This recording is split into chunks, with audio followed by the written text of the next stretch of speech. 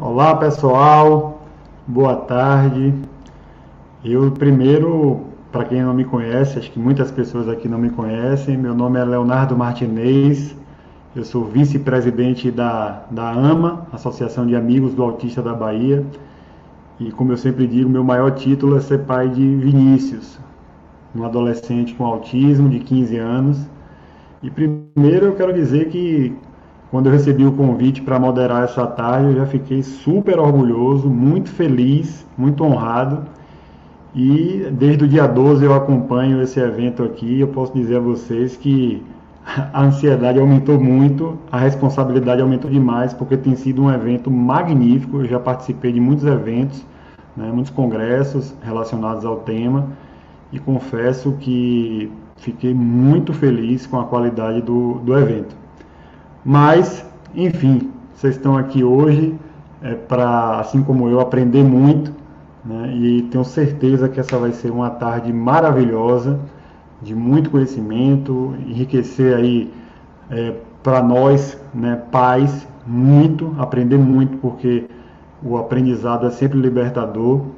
E para os profissionais, então, tem sido conteúdos aqui significativos. E a primeira palestrante da tarde hoje é ninguém mais, ninguém menos que Milena Pondé, uma das coordenadoras do evento, uma pessoa que dispensa apresentações. O tema dela vai ser o tratamento farmacológico. E eu vou aqui já dando as boas-vindas para Milena Pondé, que além de uma profissional assim excepcional, né, é também uma pessoa maravilhosa, uma pessoa que todos conhecem aqui, de uma humildade incrível. E eu vou ler um pouquinho aqui desse currículo de Milena Pondé. E eu vou fazer isso logo rapidinho aqui, porque senão a gente vai tomar a tarde toda só lendo esse currículo. Então, Milena Pereira Pondé, psiquiatra pela Unicamp, mestre e doutora em saúde coletiva pelo Instituto de Coletivo da Universidade Federal da Bahia, com doutorado sanduíche no Douglas Hostel, McGill University, Montreal, no Canadá, e pós-doutorado na divisão de psiquiatria social e cultural da McGill University, em Montreal, no Canadá. Na Escola Baiana de Medicina e Saúde Pública, atua como professora e orientadora da pós-graduação, professora da graduação dos cursos de psicologia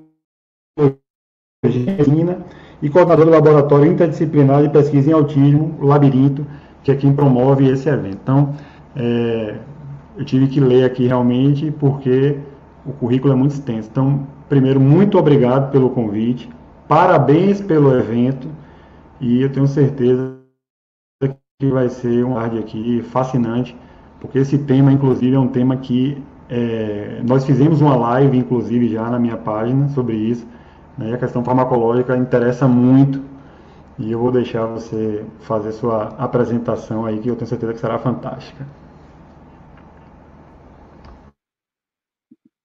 Boa tarde a todos. Muito obrigada, Leonardo, pelas suas palavras gentis. Então, esse é a quarta edição do Congresso Labirinto. George, pode botar os slides, por favor. É a quarta edição do Congresso Labirinto. Eu sempre tenho essa tarefa de falar sobre o tratamento farmacológico, sobre o que existe de atualidades em relação ao tratamento farmacológico do autismo, no que concerne à psiquiatria. Então, pode passar, George? Eu primeiro queria apresentar os membros do Laboratório Interdisciplinar de Pesquisa em Autismo. Nós somos vários pesquisadores de diferentes áreas, estudantes, e esse laboratório, na verdade, ele funciona a partir de 2006. A professora Maria Luísa Soliani falou sobre a nossa história um pouco na abertura, e nós, ao longo desses anos, vemos nos preparando para fazer principalmente pesquisa clínica em autismo, e atualmente com a escala Labirinto, que foi lançada nesse congresso, que é um instrumento para avaliação diagnóstica de autismo e sintomas associados. Pode passar, por favor, Jorge? Quando nós falamos em tratamento de autismo, o que é que nós pensamos quando dizemos tratar autismo? Eu penso sempre numa espiral de melhora da criança, ou do jovem, ou do adolescente, Começando, por exemplo, pode começar por qualquer ponto, mas começando pela maximização na aquisição de conteúdos cognitivos, isso vai influenciar numa melhor interação social, que vai influenciar numa expansão em relação a interesses restritos e repetitivos, que vai influenciar, de novo, na maximização da linguagem e assim por diante. A melhor linguagem, melhora o conteúdo cognitivo, e aí a gente vai numa espiral ascendente. Por favor, Georgia. A base do tratamento do autismo, a base da intervenção com essas crianças não é farmacológica. O que eu vou falar depois é em relação ao que é que a psiquiatria pode fazer, mas a base da intervenção é educacional. Eu trago aqui 3 figuras históricas muito importantes em relação à intervenção educacional e pedagógica no autismo. Eu começo com Theodor Heller, que é um psicólogo austríaco que viveu entre os anos de 1900 e 1800 e pouco, e morreu assassinado no nazismo, e Heller foi seguramente a primeira pessoa que concebeu o tratamento, a intervenção educacional, pedagógica para pessoas, para crianças com problemas cognitivos e também com autismo, que na época ele chamava de transtorno desintegrativo. Heller foi uma pessoa que descreveu um quadro muito parecido com autismo em 1908. Depois vem a doutora Sukareva, que Paulo Dalgalarrondo já nos apresentou nesse congresso, que também priorizava muito a intervenção pedagógica para as crianças com psicose infantil, como ela chamava, e essas crianças que tinham também um quadro muito parecido com autismo. E a terceira pessoa é a nossa querida Rita Brasil, que vem nos ensinando, através dos anos, que a socialização do autista passa necessariamente pela intervenção pedagógica. Rita sempre diz que a inclusão escolar é inclusão pedagógica. A criança não está na escola para socializar, ela está na escola para aprender. Rita Brasil é fundadora da AMA e dirigiu essa instituição durante muitos anos e está aí hoje com o Leonardo Martins, que nos preside essa tarde. Próximo, Georgia. Qual é o melhor tratamento? A gente se pergunta para o autismo. O que é que a gente tem como tratamento? Pode seguir, Georgia. Quando a gente se pergunta isso, a gente se coloca muito no lugar de alguém que fala uma verdade. Em ciência, o critério de verdade estabelecido é uma crença verdadeira que é justificada. E eu vou falar um pouco sobre isso porque eu acho de extrema importância, nos dias de hoje, nós situarmos a importância e a relevância da ciência, já que vivemos um momento, como Maria Luísa Soliani falou na abertura, em que a ciência foi tão vilipendiada. Próximo, por favor, Jorge. Nós ouvimos, por exemplo, no início da pandemia, o presidente dos Estados Unidos sugerir que fosse feito o combate ao coronavírus com desinfetante. Isso é uma crença, obviamente, falsa e não tem nenhuma plausibilidade biológica. Nós todos sabemos que, se formos injetar desinfetante no ser humano, vai matar não só o vírus, mas o ser humano também. Então, é uma crença falsa e sem plausibilidade. A próxima, Georgia. E surgiu depois a ideia de que a ivermectina seria uma droga útil para o tratamento do Covid. Existe plausibilidade biológica, isso tem lógica. Mas daí a se recomendar como medida de saúde coletiva uma droga que não foi testada com essa finalidade, existe um gap, um abismo imenso. Então, existe plausibilidade biológica, mas não existe evidência científica. Próximo, por favor.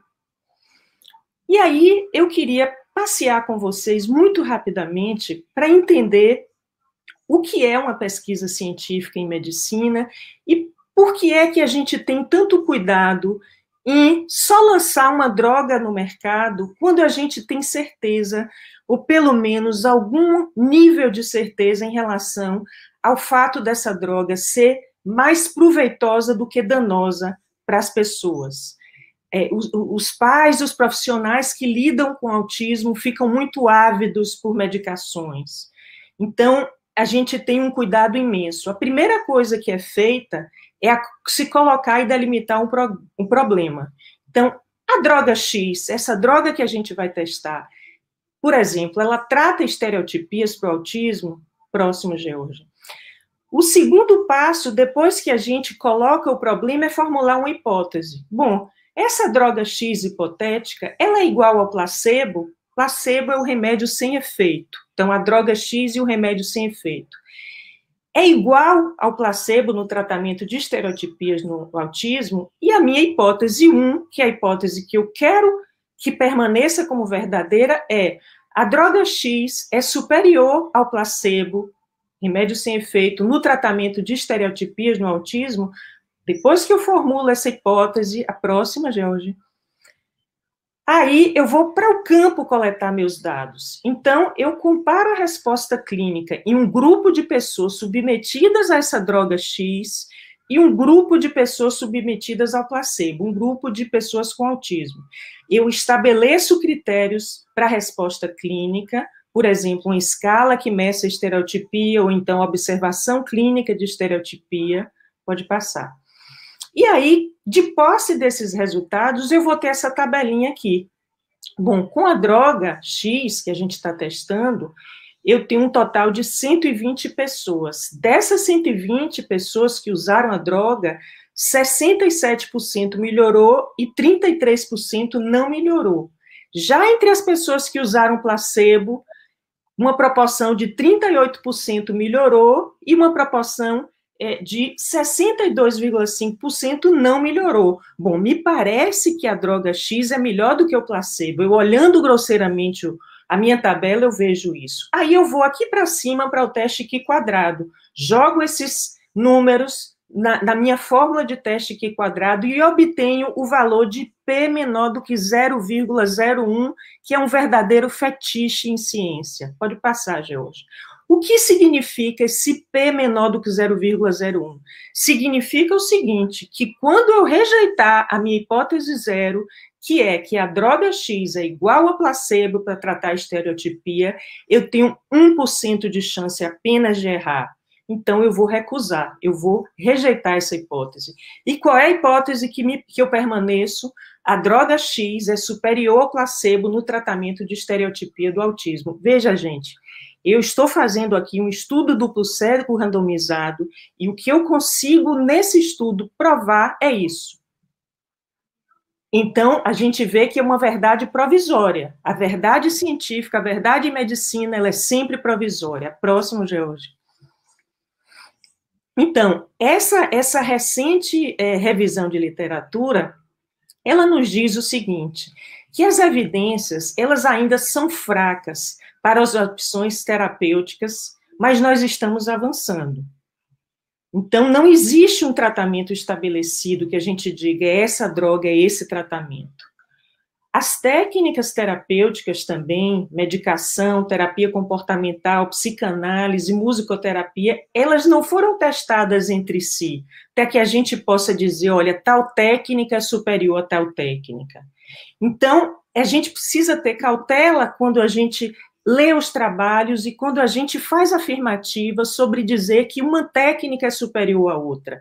Pode passar, Georgia.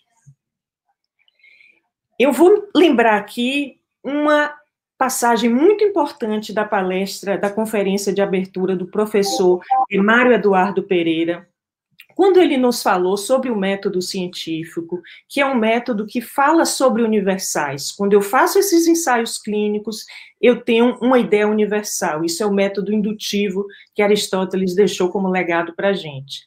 Mas na minha prática, quando eu estou vendo meu paciente, eu não estou trabalhando com o universal.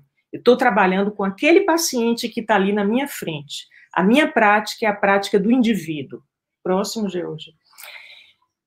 E isso, gente, eu retorno a outra fala de Mário Pereira, na sua abertura, quando ele mostrou para a gente, eu gosto muito dessa abordagem que Mário faz, que não foi nenhuma verdade científica que trouxe mudanças em relação à síndrome de Down. Quando a gente podia pensar, por exemplo, na década de 1930, que essa professora com síndrome de Down tenha se formado e lecione hoje como professora? E aí o que Mário chama atenção para a gente é o seguinte, é que foi a ética, foi a inclusão social como um valor dominante que fez essa mudança na prática, no que a gente observa na vida das pessoas. Próximo, por favor. E eu vou passar para vocês aqui uma leitura muito breve de uma passagem de Aristóteles que faz justamente essa aproximação entre a ética e a medicina, entre a ética e a saúde. Aristóteles, ele diz o seguinte a gente, pode botar grande, George, que minha vista não é muito boa, eu estou com dificuldade de enxergar. Todo discurso de questões práticas tem de ser expresso em linhas gerais, de modo não exato. O que está envolvido nas ações e nas coisas proveitosas nada tem de fixo, assim como tampouco o que concerne à saúde. O discurso geral, sendo desse tipo, ainda menos exatidão tem o discurso sobre os atos particulares, pois não cai sobre nenhuma técnica ou preceito, mas os próprios agentes sempre devem investigar em função do momento, assim como na medicina e na arte de navegar. Gente, nós que estamos juntos, navegando nesse barco, em busca de uma melhor vida para as pessoas que têm autismo, em busca de uma melhor inclusão social, nós não temos outra alternativa senão fazermos isso juntos. O próximo, George. E eu acho, gente, que foi isso que nós fizemos aqui nesse congresso, e é essa mensagem que nós queremos deixar.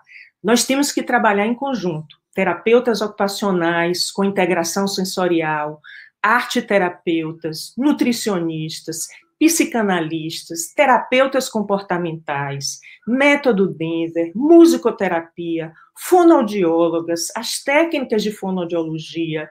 Nós fizemos ateliês maravilhosos, esses profissionais esplêndidos que fizeram os ateliês já deram retorno para a gente. É o trabalho em equipe, é assim que a gente trabalha.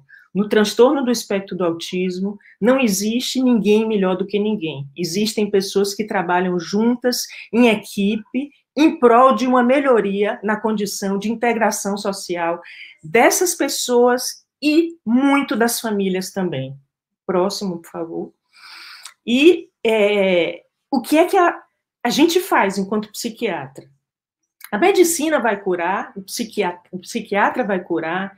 Eu vou pegar um lema emprestado para dizer que não há cura para o que não é doença. Nós estamos diante de um espectro, transtorno do espectro do autismo. Vai desde pessoas que têm uma integração social melhor, até pessoas que têm um nível de sofrimento muito grande, que a família tem um nível de sofrimento muito grande. Então, a pergunta é, o que é que a gente pode fazer? O que é que nós, psiquiatras, eu estou falando aqui da minha praia, porque eu sou psiquiatra, o que é que nós podemos fazer com relação a minimizar esse sofrimento e ajudar nessa integração? Próximo. Então, eu divido a classificação do tratamento farmacológico de duas formas. O tratamento farmacológico que pretende incidir sobre os sintomas do autismo e o tratamento em relação aos sintomas associados. Paulo Dalgalarrondo já deu uma chamada para a gente de não falar em comorbidade. Eu já mudei, Paulo, eu já estou chamando de sintomas associados. Próximo, por favor. Em relação aos sintomas centrais do autismo, eu vou usar esse signozinho quando eu estiver falando das alternativas terapêuticas usadas para os sintomas centrais. Próximo. Então, o que é que eu vou tratar? O que é que o psiquiatra pretende tratar? Eu estou falando de psiquiatra, mas eu vou mostrar aqui outros tratamentos também, que não só da psiquiatria. A gente pretende ter uma incidência em relação ao estresse oxidativo, porque o estresse oxidativo parece que tem a ver com autismo. A gente vai tentar fazer uma incidência na neuroinflamação, a professora Esther Coutinho falou magnificamente sobre isso de manhã. Eu vou tentar fazer uma incidência na desregulação GABAérgica e nas alterações elétricas, a professora Rita Lucena, Nayara Argolo, Bruno Solano, a professora Camila já falaram sobre isso também em mesas maravilhosas. Então, é sobre isso que as medicações pretendem incidir. Próximo. Bom, o transtorno do espectro do autismo foi associado a mutações de genes relacionados com o funcionamento de alguns canais de íons. Esses canais são essenciais na regulação da excitabilidade de neurônios e nos caminhos de sinalização do íon cálcio. Próximo, por favor, Georgia. Existem anomalias na excitabilidade neuronal durante o desenvolvimento que podem ocorrer mudanças nos sistemas neurotransmissores. Então, dentre esses sistemas, pode haver deficiência no sistema inibitório no autismo, que se chama sistema GABAérgico, que já foi comentado muito nesse congresso também. E parece que rearranjos no cromossomo, nesse cromossomo que está aí na tela, estão relacionados com alterações nessa excitabilidade GABAérgica. Próximo. Então, uma medicação que vem sendo muito estudada, isso vem, as elucubrações sobre essa medicação começam já de 2007 para cá, eu vou mostrar na linha do tempo, é uma medicação que é usada como antihipertensivo e para síndrome nefrítica. É uma medicação que restaura níveis baixos de cloro e modifica a GABA de excitatório para inibitório. É a bumetanida. Próximo. Bom, eu estou mostrando aqui a linha do tempo para vocês, eu não vou ler isso, evidentemente, mas apenas para dizer a vocês que começam em 2007, são feitos estudos em animais, são feitos relatos de caso, são feitos ensaios clínicos abertos com poucos pacientes, pode passar o próximo, são feitos mais ensaios em animais. Vejam, eu comecei a linha do tempo em 2013, eu vou terminar em 2020, a gente sabe que a bumetanida não está no mercado. Ninguém está usando bumetanida ainda para tratamento do autismo. Isso, gente, para a gente ver como é o processo laborioso de entrada de uma medicação no mercado. Então, a gente tem esses estudos em 2015 e 2017, que já são estudos duplo cego, controlados, pode passar o próximo. E a gente tem esse estudo aqui de 2020, que foi lançado agora, é um estudo com 83 pacientes, que verifica que existe uma redução nos scores globais da CAS e na ICG, parecendo, portanto, que existe uma redução nos sintomas centrais do autismo. Existe uma redução na regulação GABA-glutamato, que isso também foi avaliado nesse estudo agora, em 2020, indicando, portanto, uma possível restauração do equilíbrio excitatório e inibitório que está alterado, então, em crianças com autismo. Próximo. Esse outro estudo, também publicado agora em 2020, com 92 pacientes, usando 2 miligramas por dia de bumetanida. Os estudos com bumetanida sempre são em 3 meses, não existe estudo de longo prazo. Esse estudo já verifica que não existe uma melhora significante na responsividade social, na irritabilidade, nos sintomas sensoriais, mas existe uma melhora em relação ao comportamento repetitivo e o estudo chama atenção para o risco de hipocalemia nesses pacientes. Próximo. O Arbacoflem, que é uma medicação também que é conhecida como sendo relaxante muscular, o Arbacoflem é um agonista GABA também, GABA-B. Esse estudo com 150 pacientes, não se percebeu diferença do placebo em relação à escala de sintomas ABC. Mirella falou aqui para a gente dessa escala, Mirella Losápio. Mas houve alguma melhora com relação à escala de impressão clínica global. Chama a atenção que 15 crianças do grupo que usou a medicação saíram do estudo, indicando aí efeitos colaterais, contra 5 no grupo placebo. Próximo. Bom, em relação à microbiota, que é um outro tema muito importante, que interessa muito as pessoas, parece que alterações na microflora intestinal podem reduzir a integridade da barreira intestinal, levando a uma maior absorção de toxinas pelo intestino, com vazamento, portanto, de lipopolissacarídeos e ácidos graxos para a corrente sanguínea. E aí, o que é que acontece? Essas moléculas podem atuar em receptor, esse 4-2-like, para ativar a inflamação sistêmica, fazendo, portanto, afetando o sistema nervoso central. Pode passar. Estou falando aqui qual é a lógica para vocês em relação a gente pensar o uso de probióticos em pessoas do espectro do autismo.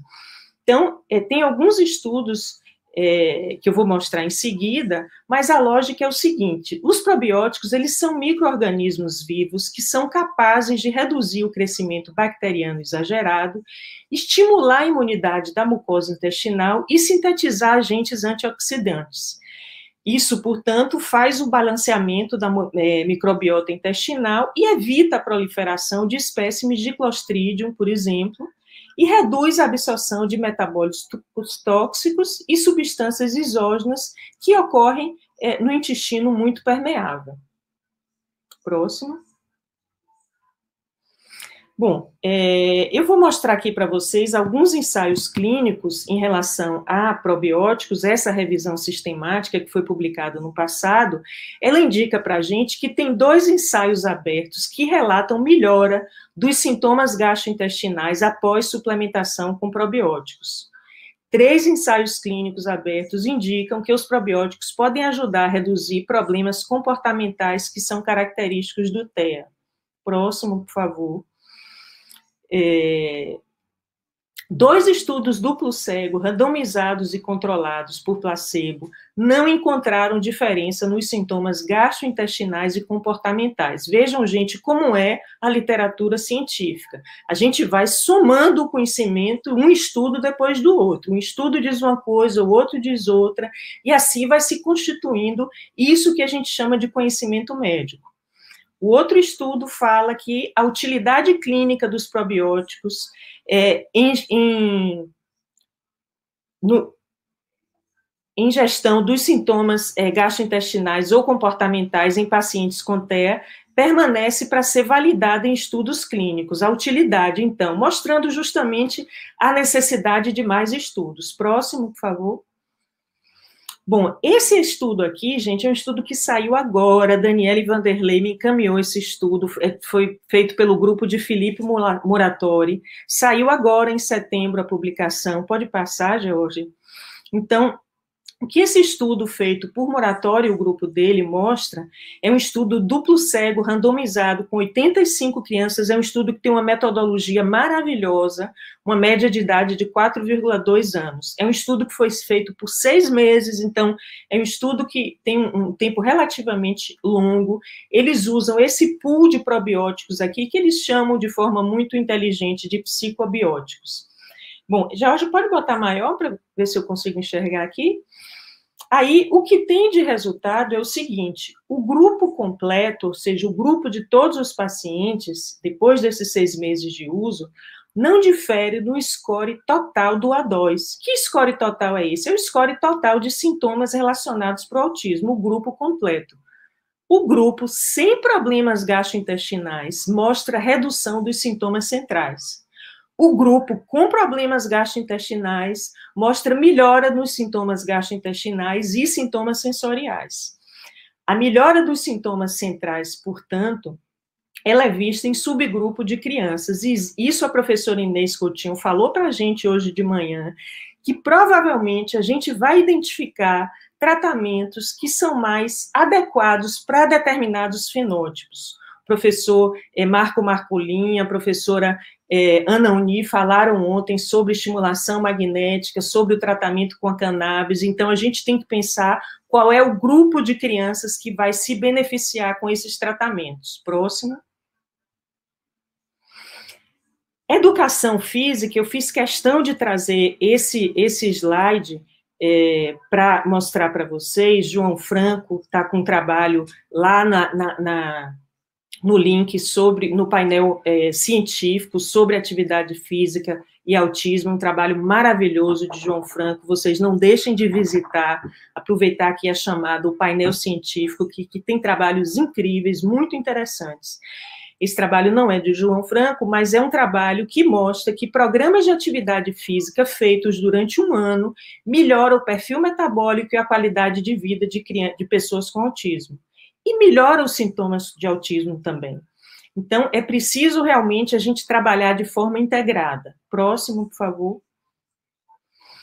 Oxigênio hiperbárico, gente, são muito poucos estudos, amostra muito pequena, efeito impreciso e fraco.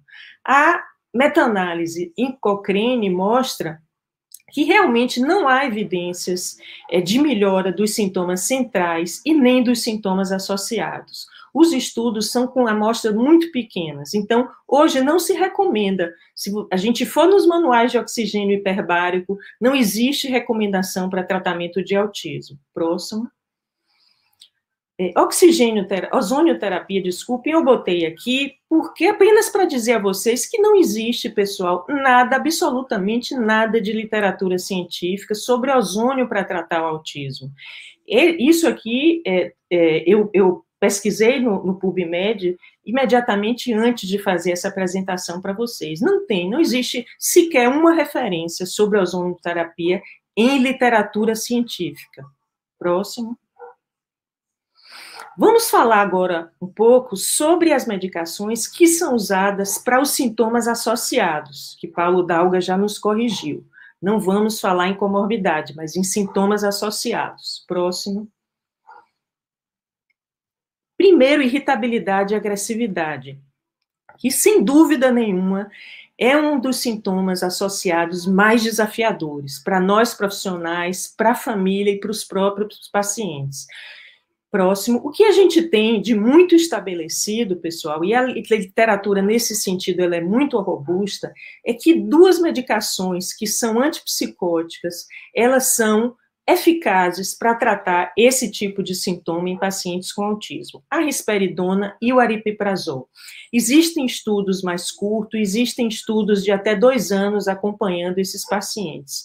Então, existe uma eficácia para manejo de irritabilidade, estereotipia, hiperatividade e agressividade.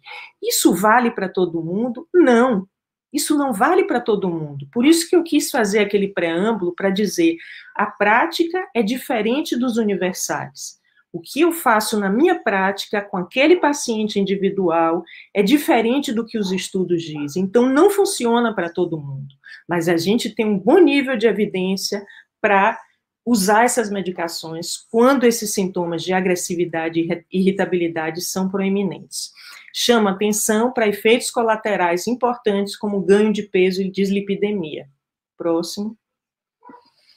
Bom, existe, pessoal, muitos estudos ultimamente, esses aí são iranianos que estão fazendo estudos muito bem feitos, com medicações que são neuroprotetoras associadas à risperidona para tentar melhorar o desempenho da risperidona. Então, a propentofilina, por exemplo, que atua em células da glia, fazendo estimulação da síntese de astrócitos, pode passar, que, portanto, tem um efeito neuroprotetor, parece que a propentofilina melhora os scores de irritabilidade. Esse estudo foi feito com 48 crianças, associando risperidona e propentofilina, e parece que tem um efeito bom em relação à melhora dos scores de irritabilidade no grupo que fez uso da propentofilina. Próximo. A carnosina também, que tem um efeito antioxidante para redução de radicais livres, pode passar, foi feita também em associação com a risperidona, 70 crianças por 10 meses, no estudo duplo cego, um grupo risperidona mais carnosina e outro risperidona puro, e se observou que o grupo que usou a carnosina também tem um melhor score em relação aos sintomas de hiperatividade, porém não houve melhor score, não houve melhora significativa da irritabilidade, retraimento, estereotipia ou fala inapropriada. Próximo. Uma outra droga que foi usada por esse mesmo grupo de pesquisadores iranianos, o Riluzol, que tem uma ação moduladora de glutamato, que também tem função neuroprotetora, próximo. O Riluzol também, usado em 40 pacientes por 10 semanas, mostrou uma melhora de scores na irritabilidade, retraimento, estereotipia e hiperatividade. No entanto, o grupo que usou riluzole teve piora com relação ao aumento de apetite e ganho de peso. Próximo. Esse aqui é um estudo que mistura o bacofleno, que eu falei antes, que é uma medicação que tem efeito em GABA, com a risperidona. 64 crianças por 10 semanas. Então, o bacofleno associado com a risperidona tem um efeito melhor com relação ao sintoma de hiperatividade. Estereotipia, irritabilidade e fala não teve melhora em relação ao placebo. Próximo. Essa substância sulforafano tem um grupo também que pesquisa muito o sulforafano. O sulforafano, ele vem do brócolis, por isso que eu botei esse desenho do brócolis aí na tela. E esse estudo é do sulforafano, tem estudos também do sulforafano puro, são estudos preliminares. Esse estudo é do sulforafano com a risperidona. E parece que existe também uma melhora dos scores de irritabilidade e hiperatividade. Não existe, no entanto, superioridade para tratamento de comportamentos estereotipados e fala inadequada. Aqui eu estou, então, com o sulforafano com a risperidona ou a risperidona pura. Próximo. A N-acetilcisteína, que é uma medicação, que é um composto que é usado para intoxicações, ele tem um efeito antioxidante, fundamentalmente, em doses altas, associado com a risperidona também, parece que produz um efeito de melhora da irritabilidade e da hiperatividade superior aos pacientes que usam a irritabilidade, que usam a risperidona pura. Chama a atenção que são doses altas da N-acetilcisteína, em torno de 2 gramas por dia, portanto, é uma dose bem superior àquela que usa como mucolítico, que usa nos xaropes. É uma medicação que é usada como xarope para tosse. É uma dose bem superior à que se usa para tosse. Próximo. Anticonvulsivantes, pessoal, estabilizadores de humor, não tem evidência de que melhore labilidade de humor e nem agressividade. Eu trouxe aqui justamente para chamar atenção, porque existe uma prática de uso de anticonvulsivantes para melhora desses sintomas que não se sustenta com a literatura e com os estudos de meta-análise. Próximo. Existem 2 drogas alfa-agonistas que são antihipertensivos originalmente, a clonidina e a guanfacina, a clonidina que a gente usa no Brasil, que usadas separado aqui, já não estou mais em associação com risperidona, reduz impulsividade, reduz desatenção e reduz hiperatividade. Tem um efeito sedativo, então a gente tem que ter esse cuidado, ao mesmo tempo é bom, porque pode melhorar a qualidade do sono, mas também pode produzir esse efeito colateral. A clonidina, a gente tem estudos abertos e a guanfacina, estudos duplo cego. A gente tem que ter atenção, essas medicações, gente, vocês não podem usar em casa de jeito nenhum, os pais, tem que ser usados com controle estrito do profissional médico, porque podem causar hipotensão grave e hipertensão de rebote.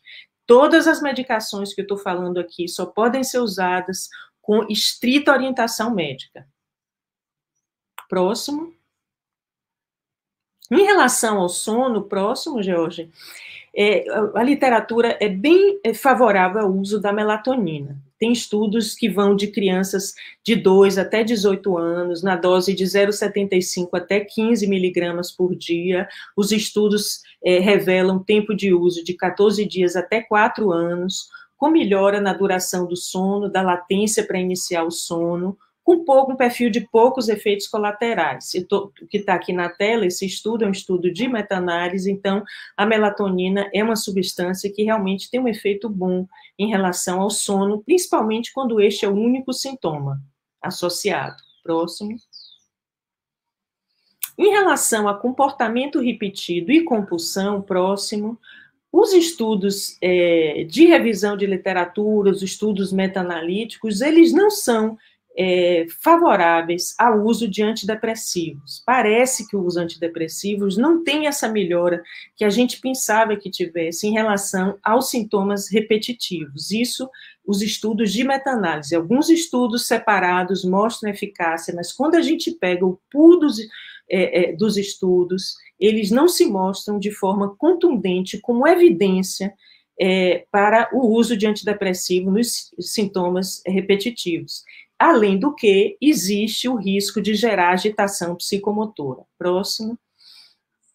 Em relação ao sintoma de hiperatividade, Ana Paula Robato fez uma aula maravilhosa sobre a comorbidade de TDAH com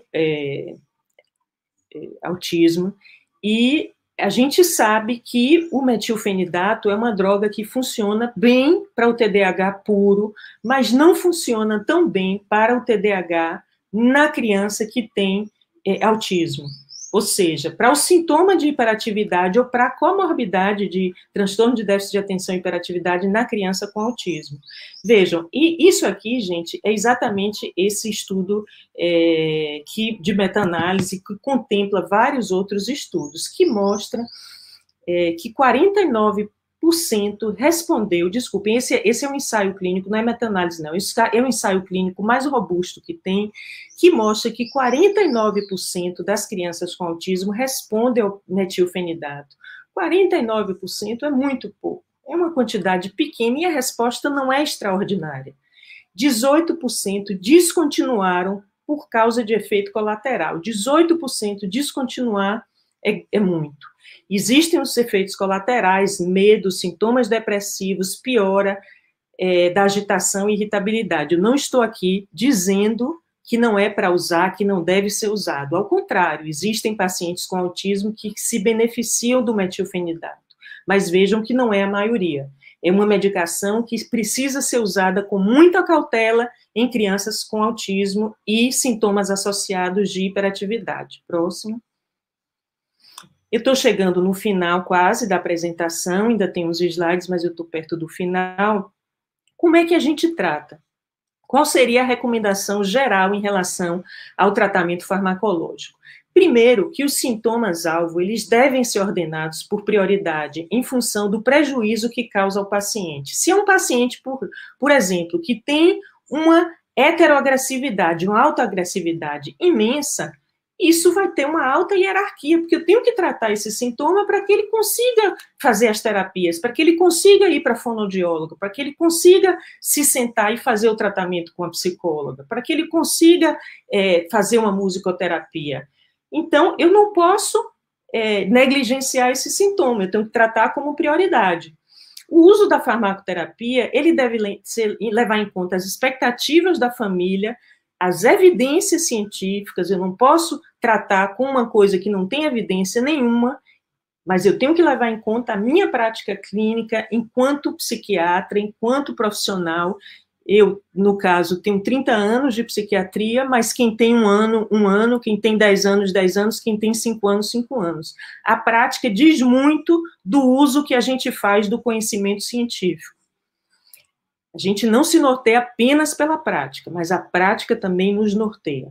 A farmacoterapia deve ser feita sempre em colaboração com os pais, com os cuidadores e com a escola. A escola tem que estar em contato com a gente sempre. Próximo. Pessoal, o conhecimento, ele deve ser democratizado de forma honesta, proporcionando melhores possibilidades de escolha. E o que é isso? É a gente tentar deixar uma linguagem o mais clara possível em relação àquilo que a gente produz como conhecimento científico. A gente não pode fazer uma fala cifrada, muitas vezes a gente acha que está falando claro e não está, mas a gente tem que procurar falar com clareza o mais claro possível para que o paciente, para que o familiar, ele saiba e ele possa nos ajudar em relação à escolha. Próximo. Eu quero fazer algumas saudações aqui, antes de terminar minha fala. Eu quero saudar o nosso patrono da educação brasileira, nosso mestre Paulo Freire, que tanto nos ensinou e que nos ensina, porque a gente continua lendo e aprendendo muito com Paulo Freire, o patrono da educação brasileira. Próximo. Eu quero saudar minha querida amiga e uma pessoa por quem eu tenho uma imensa admiração, Rita Brasil, que está sempre nos congressos com a gente. Esse ano não pôde estar, mas está aqui presente em todos nós, psicopedagoga que fundou a AMA Bahia e fundou um método pedagógico específico para pessoas com autismo. Rita Brasil é um legado absolutamente constante em relação à pedagogia da pessoa com autismo. Próximo. E eu quero saudar a todos os professores que se desdobram diuturnamente na busca de uma educação inclusiva. Não é fácil. Educação inclusiva com crianças que são extremamente desafiadoras não é fácil. Fazer educação inclusiva sem ter sido formado para isso não é fácil. Os professores se desdobram e têm que se desdobrar, e têm que pedir ajuda, a gente tem que trabalhar junto para fazer o melhor possível, porque a educação inclusiva é necessária, ela tem que ser feita. O autista, a pessoa com condições diferenciadas, tem que estar presentes na escola regular. Próximo. O mundo que não serve para todos é um mundo que não serve para ninguém. Eu deixo essa mensagem última: a solidariedade é a chave de tudo, da nossa querida pediatra Zilda Arnes, que morreu em missão no Haiti, como pediatra com serviços humanitários. Então, eu encerro com essa foto do grupo do Labirinto, que é um grupo maravilhoso, a gente vem trabalhando juntos desde 2006, com pessoas que entram e saem. Gustavo, que é um colega, um parceiro maravilhoso, que chegou em 2014, que deu uma nova vida ao Labirinto. A gente só começou a fazer congresso a partir de Gustavo, a gente conseguiu implementar, engatilhar a escala Labirinto a partir de Gustavo. Então, eu deixo aí a foto desses colegas maravilhosos e passo a palavra para Leonardo.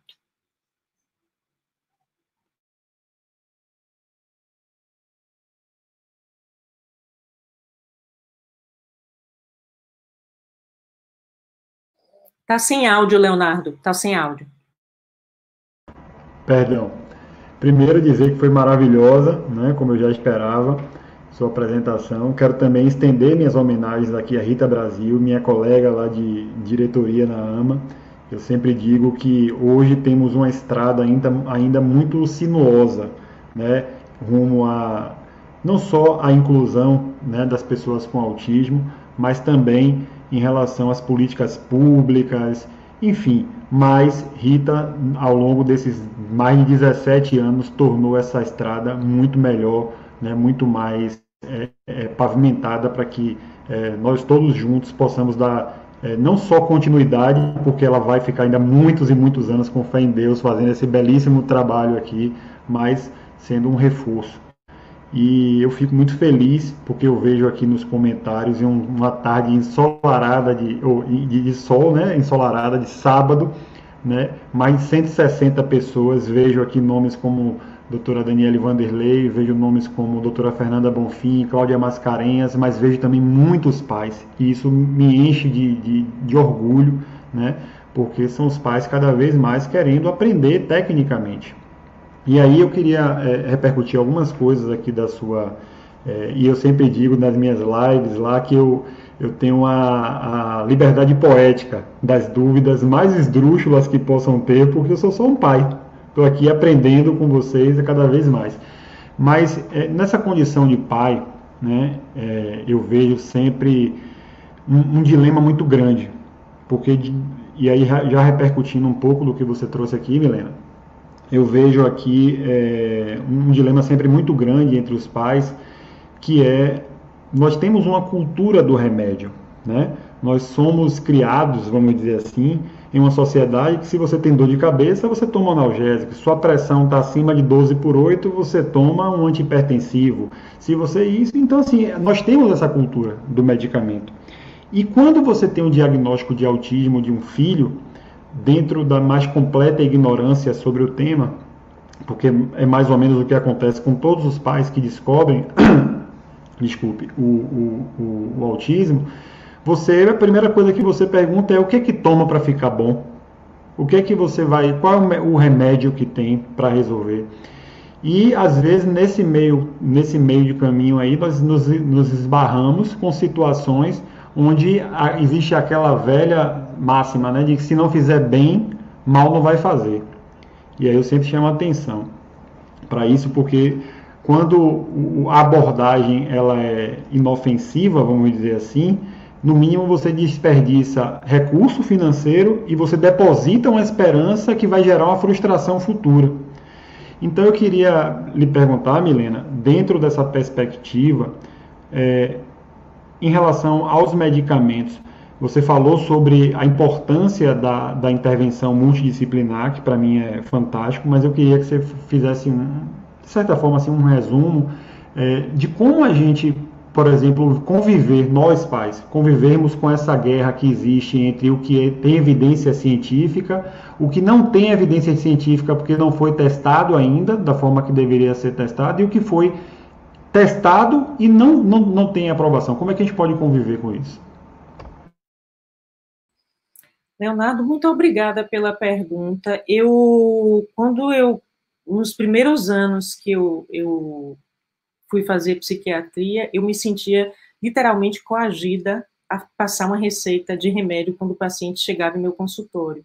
Hoje, 30 anos depois, eu me sinto muito mais à vontade para dizer, olha, existe um sofrimento aí, mas não é um sofrimento que vá se beneficiar com medicação. Dentre eles, por exemplo, muitas pessoas com autismo.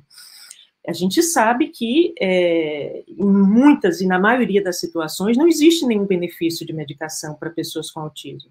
Quais são as situações que evidentemente têm benefício? Uma criança que tem automutilação, uma criança que se agride, uma criança que é hiperativa, uma criança que tem sintomas associados que são incapacitantes para proporcionar que ela siga as intervenções psicossociais que são necessárias. Aí existe a necessidade de uma intervenção. Agora, Leonardo, em relação às práticas farmacológicas ou terapêuticas que circulam entre os pais e que os pais ficam ávidos para usar, eu diria o seguinte, olha, pergunte ao médico que acompanha você se é uma prática terapêutica útil, porque a gente acompanha, sabe, Leonardo? Eu acompanho, todo mundo acompanha as publicações. Por exemplo, o canabidiol, que está sendo tão falado, a professora Anani falou ontem de noite, tem evidência científica contundente? Não, mas, meu Deus do céu, se eu tenho um paciente que eu não tenho outros recursos para fazer, um paciente que já usou várias medicações, e eu tenho alguns estudos preliminares que mostram algum nível de evidência, a gente usa. Bumetanida, bom, não tem essa evidência robusta, mas existem alguns estudos, vamos usar clonidina. Então, existem medicações que são apontadas em alguns estudos, mas que não têm robustez e que a gente usa quando a gente não tem alternativa, quando a pessoa precisa da medicação. Mas medicação não é panaceia. A gente não usa medicação como cosmético. Medicação psiquiátrica tem efeitos colaterais graves, a gente só usa quando é extremamente necessário. Perfeito. Dentro desse aprendizado, né, cada dia nós vamos aprendendo um pouco mais, eu vi a utilização do termo sintomas associados e eu me identifiquei muito. Isso me remeteu a uma discussão que eu estava tendo com Luiz Humbert outro dia, e aí eu conversando com ele, eu falei de autoagressão e heteroagressão. E aí ele conversando comigo, Luiz é uma pessoa fantástica, tem um dom para lecionar incrível, e aí ele falou para mim assim, Léo, eu não gosto muito desse termo agressão, heteroagressão e autoagressão. Aí eu falei, por que, Luiz? Ele falou assim, olha, já existe uma estereotipia, vamos dizer assim, que as pessoas com autismo podem ser agressivas. Então, muitas pessoas que têm filhos típicos não gostam que seus filhos fiquem ali interagindo, brincando com uma pessoa com autismo, porque elas podem, a qualquer momento, serem agredidas. E aí, conversando com ele, nós chegamos ao denominador. Eu trago isso aqui porque eu sei do tamanho da sua humildade, e como você disse, assim, é um eterno aprendizado isso tudo. E aí, o que ele me disse foi assim, olha, eu gosto muito mais do termo autolesão e heterolesão, porque a agressividade muitas vezes vem de uma intenção em agredir, que não é o que acontece com o autista. O autista, quando bate, termina lesionando uma pessoa, ele não quis agredir. Então a heterolesão e a autolesão me parece um termo bem adequado, inclusive para tentar tirar esse estigma da sociedade leiga sobre o autismo, que o autista bate ou não bate, ou agride ou não agride. O que, é que você acha sobre isso? Já incorporei. O autista, ele não tem uma agressão dirigida intencional. Realmente, o termo autolesão e heterolesão é muito mais apropriado. Já incorporei. Não vou debater, concordo plenamente. Que bom. Deixa eu lhe falar, tem uma pergunta aqui de Janda Rodrigues, ela botou assim, pergunta para Milena Pondé. Existe medicação que ajude no tratamento de estereotipias vocais, flapping, em questões sensoriais em autismo leve, ou o melhor caminho são as terapias? Aí eu vou lhe pedir para você responder. Eu acho que não é nem só uma alternativa, na verdade, né? Mas fique à vontade aí. Janda, depende da intensidade. A gente tem que pesar, assim, o quanto que vale a pena. Se é um sintoma intenso, existe, sim, das medicações que eu mostrei, por exemplo, a clonidina pode ajudar, a própria aripiprazol pode ajudar, a risperidona pode ajudar, o canabidiol tem alguns estudos mostrando que tem um efeito. Então, a gente precisa identificar custo-benefício, a N-acetilcisteína, a gente precisa identificar custo-benefício em relação à intensidade dos sintomas e efeitos colaterais da medicação. Se for um sintoma leve, não. Se for um sintoma muito acentuado, existem essas alternativas, sim.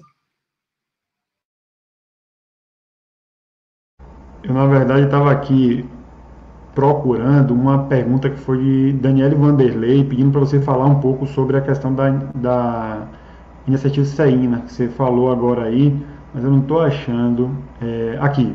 Você pode falar mais sobre o uso de N-acetilcisteína para desregulação de humor em autistas leves sem hiperatividade, sem alterações sensoriais importantes e sem hetero ou auto. Aí já vou dizer, já que a doutora Milena incorporou, já vou dizer que está incorporado. Heterolesividade e autolesividade. Tem alguma medicação mais branda? Daniele Vanderlei fazendo essa pergunta, porque a gente tem paciente que eu usei que respondeu bem, só com a N-acetilcisteína. Então, pode sim, pode responder com a N-acetilcisteína. De novo, os estudos não são contundentes, não existe uma evidência maravilhosa em relação a isso, mas existem alguns pacientes que respondem, inclusive, apenas a N-acetilcisteína, sem ser associada com a risperidona. Os estudos são mais contundentes em mostrar essa melhora quando a N-acetilcisteína está associada com a risperidona, mas a N-acetilcisteína sozinha também pode gerar uma melhora. De novo, gente, todas essas medicações com orientação do médico que acompanha.